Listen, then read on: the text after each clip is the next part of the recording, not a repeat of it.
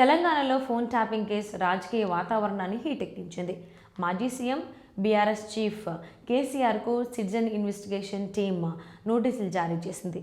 నందినగర్ నివాసంలో ఈ నోటీసులు అందించబడగా శుక్రవారం విచారణకు హాజరు కావాలని సిట్ లేఖలో పేర్కొంది.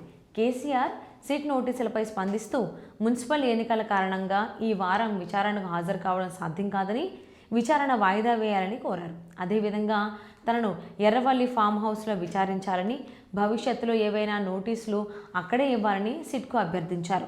లేఖలో కేసీఆర్ మాజీ సీఎం బాధ్యత గల పౌరుడిగా తన సహకారాన్ని అందిస్తారని స్పష్టం చేశారు. ఇలాంటి నోటీసులను బీఆర్ఎస్ పార్టీ ఖండించింది.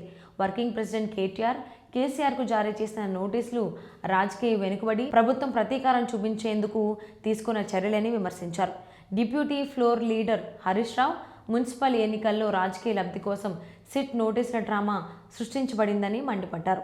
మరోవైపు తెలంగాణ బీజేపీ నేతలు, కాంగ్రెస్ నాయకులు కూడా ఫోన్ ట్యాపింగ్ కేసును రాజకీయ సందర్భంలో చూడటమే లక్ష్యమని పేర్కొన్నారు.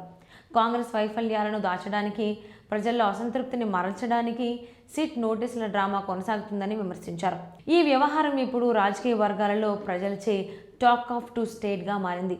కేసీఆర్ విచారణలో ఏం చెప్పనున్నారు, సిట్ అధికారులు ఏ విధంగా దర్యాప్తు చేస్తారో అన్నది రాష్ట్ర వ్యాప్తంగా చర్చనీయాంశమైంది.